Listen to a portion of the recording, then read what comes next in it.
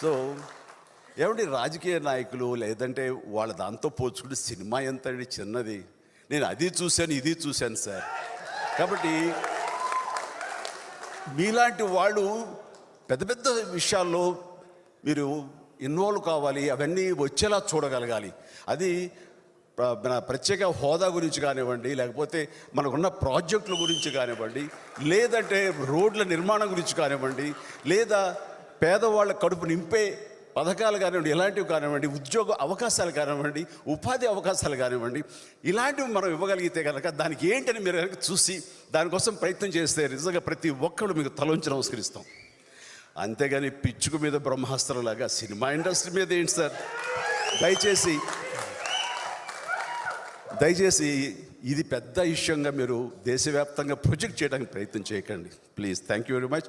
సినిమాలు ఎక్కువ చేసినా సరే సినిమా వాళ్ళకి ఎక్కువ రెమ్యునరేషన్ ఇస్తారని ఇవి పార్లమెంట్లో పెద్దల సభలో కూడా మాట్లాడుతున్నారంటే వాళ్ళకి ఏం పని పాట లేదా అనిపిస్తుంది సార్. సినిమాలు చేస్తున్నాం అంటే సార్ బిజినెస్ అవుతుంది కాబట్టి డబ్బులు ఇస్తున్నారు కాబట్టి మళ్ళీ తీస్తున్నారు. సినిమా మీద సినిమా చేస్తామంటే డబ్బుల మీద డబ్బులు వస్తాయని కాదు సార్. మా వాళ్ళందరికీ ఉపాధి లభిస్తుంది, వాళ్ళందరూ హాయిగా ఉంటారని చెప్పేసి ఇదేదో పెద్ద సమస్యలాగా, ఇంతకంటే దేశాల్లో ఇంతకంటే పెద్ద సమస్య ఇంకేది లేదు, ఇది మాత్రం పెద్ద సమస్య అన్నట్లుగా మీరు పార్లమెంట్లో కూడా ఇది మాట్లాడుతున్నారంటే చాలా దురదృష్టం ఇది. ప్లీజ్ సినిమాని దూరంగా ఉంచండి. సినిమా మా కష్టం మేమేమో పడతాము, మీరు కనుక ఆదరిస్తే సంతోషం. సినిమా ఎన్హాన్స్ కోసం మీ ప్రయత్నాలు చేస్తే ఇంత ఖర్చు పెట్టి ఇన్ని కోట్లు పెట్టి చేస్తున్నాం కాబట్టి దీన్ని ఈ స్థాయి అంతర్జాతీయ స్థాయిలో ఈ రోజున తెలుగు పరిశ్రమ ఉంది కాబట్టి దానికి కారణం మేము ఖర్చు పెడుతున్నాం కాబట్టి ఇలాంటి ఖర్చుకి ఎంతో కొంత రెవెన్యూ రావాలని కూడా కోరుకోవడం సమంజసం కాబట్టి కోరుకుంటున్నాం. వీలైతే ప్రభుత్వాలు సహకరించండి. అంతేగాని అణగదొక్కడానికో దీని ఏదో తప్పని దేశవ్యాప్తంగా ఎత్తి చూపించడానికో పెద్దల సభ వరకు రాజ్యసభ వరకు కూడా మీరు దయచేసి సరే. ఒకసారి ఏమనిపిస్తుందంటే, నేను మినిస్టర్గా ఉన్నప్పుడు క్యాబినెట్ మీటింగ్ జరిగేది. ఆ మీటింగ్ తర్వాత బయటికి వచ్చి కూర్చున్నప్పుడు ఆయా మినిస్ట్రీకి సంబంధించిన సెక్రటరీస్ అందరూ కలిసి బయటకు వచ్చేవాళ్ళు. వాళ్ళంతా వెరీ పాలిష్డ్. సో వాళ్ళు మాట్లాడేటప్పుడు హలో సార్ అంటే హలో అండి, అయిన తర్వాత మేము తెలుగు క్యాడర్ అండి, సో మీరు బీహార్ క్యాడర్ లేదా మహారాష్ట్ర క్యాడర్, యూపీ క్యాడర్, ఇక్కడ సో మినిస్ట్రీకి మేము అందరం సెక్రటరీగా చేస్తున్నాం అని చెప్తారు. మీరు తెలుగు మాట్లాడుతారంటే ఆంధ్ర వాళ్ళు వినండి అని చెప్తారు. అట్లాగా మిమ్మల్ని సరదాగా మీతో కొన్ని షేర్ చేస్తూ అనుకుంటున్నామని. సార్ మేము అందరం క్యూలో నిలబడి లాఠీ దెబ్బలు తిన్నవాళ్ళం అండి. ఈ రోజున మీ ఇది వస్తుందంటే కనుక, మీ బాక్స్ వస్తుందంటే కనుక ఫిలిం బాక్సు ఎప్పుడెప్పుడు వస్తుందా అని ఎదురు చూస్తూ ఉండేవాళ్ళం అండి. అలాగే అది వస్తుంటే కనుక అది రైల్వే స్టేషన్ నుంచో లేదా బస్ స్టాండ్ నుంచో థియేటర్ వరకు మేము ఊరేగింపుగా జరుగుతుంటే, అలాంటివి పెళ్ళి ఊరేగింపులో జరుగుతుంటే అవన్నీ చూసి థియేటర్లో కూర్చొని చూసిన వాళ్ళం అండి. సాంగ్స్ బాగుంటాక మళ్ళీ రీప్లే చేయండి అని చెప్పి చేయించుకున్న వాళ్ళం అండి. అది ఆ ఎగ్జైట్మెంట్ ఎంత ఉండిందో అంత ఇంత కాదు. కానీ అలాంటి ఎగ్జైట్మెంట్ పాపం చాలా జాలీగా ఉందండి. ఈరోజు జనరేషన్ అది లేదు కదా, అంత ఎగ్జైట్మెంట్ లేదు కదా అంటే నాకు నిజంగా సత్యం అనిపిస్తుంది. ఇప్పుడు టికెట్ బుక్ చేసుకోవాలంటే చొక్కాలు చించేసుకుని క్యూలో నుంచి చూసిన అవసరం లేదు. అండ్ ఫిలిం రావాలి అంటే అలాంటి ఏంటి ఫిలిం రావడం ఏంటి అనే ఒక కొత్త క్వశ్చన్ వేస్తున్నారు వాళ్ళు. అలాగా అసలు నిజం చెప్పాలంటే కనుక ఆ రోజుల్లో ఆ ప్రేక్షకులు, ఆ జనరేషన్ అంతా ఇక్కడే ఉన్నారు. ఈ డైరెక్టర్ బల్లేని గోపిచంద్ కానీ, హరీష్ శంకర్ కానీ, బుచ్చిబాబు కానీ, నవీన్, వీళ్ళందరూ కూడాను, ప్రవీణ్, వీళ్ళందరూ కూడాను అలా చొక్కాలు ఒళ్ళు నలిపించేసుకుని చొక్కాలు చింపేస్తున్నటువంటి బ్యాచ్ వీళ్ళందరూ. ఈ ఎగ్జైట్మెంట్ ప్రజెంట్ డే ఆడియన్స్కి లేటెస్ట్ జనరేషన్ నిజంగా లేదు కదా. అది ఎలాంటి అనుభూతి అంటే అంత ఇంత కాదు. సినిమా బాగుందా బాగోలేదు తర్వాత, అందులో ఇదిగో మన బాబీ సింహ చూసి నేను ఏదో తమిళ్ కుర్రవాడు అనుకున్నాను తప్ప వచ్చిన తర్వాత పక్కా తెలుగు కుర్రవాడు. ఆ తర్వాత తెలిసింది ఓహో ఇది కూడా మన బ్యాచ్ అన్నమాట అని. అట్లాగా వీళ్ళందరూ ఎంత ఎగ్జైట్గా మాట్లాడుతుంటారు. రైట్ ఫ్రమ్ సెక్రటరీస్ దగ్గర నుంచి, హై ప్రొఫైల్ ఆఫీసర్స్ దగ్గర నుంచి, మీ మాట ఈ నేటి డైరెక్టర్స్ నుంచి వీళ్ళందరూ మాట్లాడుతున్నారు. ఇది ఇంకా తర్వాత వినపడిన పదం కదా, వినపడినటువంటి ఎక్స్ప్రెషన్ కదా అనిపిస్తుంటుంది నాకు. నిజంగానే ఓ రకంగా అన్ఫార్చునేట్ అనిపిస్తుంది. ఆ ఎగ్జైట్మెంట్ తిరిగి రాదు.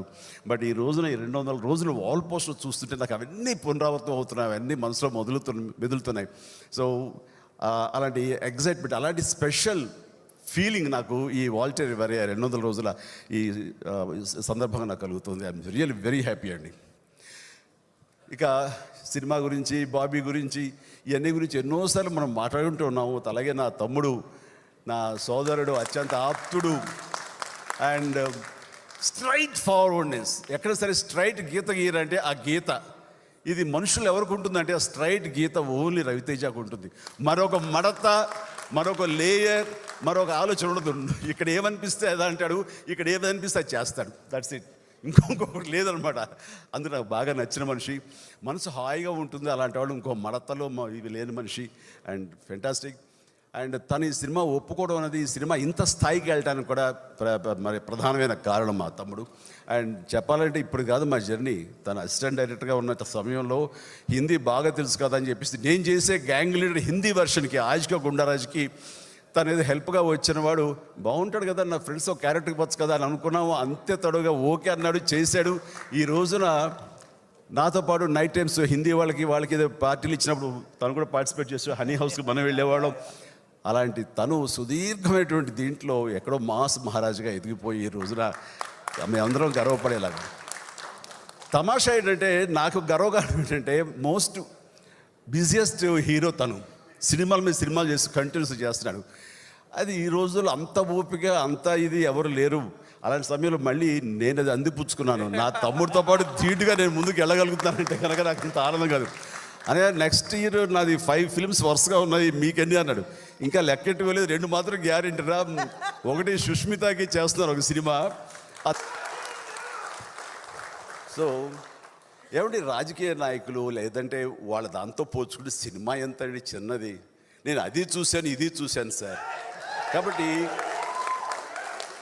మీలాంటి వాళ్ళు పెద్ద పెద్ద విషయాల్లో మీరు ఇన్వాల్వ్ కావాలి, అవన్నీ వచ్చేలా చూడగలగాలి. అది ప్రత్యేక హోదా గురించి కానివ్వండి, లేకపోతే మనకున్న ప్రాజెక్టుల గురించి కానివ్వండి, లేదంటే రోడ్ల నిర్మాణం గురించి కానివ్వండి, లేదా పేదవాళ్ళ కడుపు నింపే పథకాలు కానివ్వండి, ఇలాంటివి కానివ్వండి, ఉద్యోగ అవకాశాలు కానివ్వండి, ఉపాధి అవకాశాలు కానివ్వండి, ఇలాంటివి మనం ఇవ్వగలిగితే కనుక దానికి ఏంటని మీరు కనుక చూసి దానికోసం ప్రయత్నం చేస్తే నిజంగా ప్రతి ఒక్కరు మీకు తలొంచి నమస్కరిస్తాం. అంతేగాని పిచ్చుకు మీద బ్రహ్మాస్త్రంలాగా సినిమా ఇండస్ట్రీ మీద ఏంటి సార్? దయచేసి ఇది పెద్ద విషయంగా మీరు దేశవ్యాప్తంగా ప్రొజెక్ట్ చేయడానికి ప్రయత్నం చేయకండి please. Thank you very much. సినిమాలు ఎక్కువ చేసినా సరే వాళ్ళకి ఎక్కువ రెమ్యునరేషన్ ఇస్తారండి. ఇవి పార్లమెంట్లో పెద్దల సభలో కూడా మాట్లాడుతున్నారంటే వాళ్ళకి ఏ పని పాట లేదా అనిపిస్తుంది. సార్ సినిమాలు చేస్తున్నాం అంటే సార్ బిజినెస్ అవుతుంది కాబట్టి డబ్బులు ఇస్తున్నారు, కాబట్టి మళ్ళీ తీస్తున్నారు.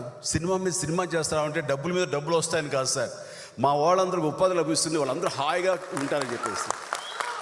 ఇదేదో పెద్ద సమస్యలాగా, ఇంతకంటే దేశాల్లో ఇంతకంటే పెద్ద సమస్య ఇంకేది లేదు, ఇది మాత్రమే పెద్ద సమస్య అన్నట్లుగా మీరు పార్లమెంట్లో కూడా ఇది మాట్లాడుతున్నారంటే చాలా దురదృష్టం ఇది. ప్లీజ్ సినిమాని దూరంగా ఉంచండి. సినిమా మా కష్టం మేమేమో పడతాము, మీరు కనుక ఆదరిస్తే సంతోషం. సినిమా ఎన్హాన్స్ కోసంగా మీ ప్రయత్నాలు చేస్తే ఇంత ఖర్చు పెట్టి ఇన్ని కోట్లు పెట్టి చేస్తున్నాం కాబట్టి దీన్ని ఈ స్థాయి అంతర్జాతీయ స్థాయిలో ఈ రోజున తెలుగు పరిశ్రమ ఉంది కాబట్టి దానికి కారణం మేము ఖర్చు పెడుతున్నాం కాబట్టి ఇలాంటి ఖర్చుకి ఎంత కొంత రెవెన్యూ రావాలని కూడా కోరుకోవడం సమంజసం కాబట్టి కోరుకుంటున్నాం. వీలైతే ప్రభుత్వాలు సహకరించండి, అంతేగాని అణగదొక్కడానికో దీని ఏదో తప్పని దేశవ్యాప్తంగా ఎత్తి చూపించడానికో పెద్దల సభ వరకు రాజ్యసభ వరకు కూడా మీరు దయచేసి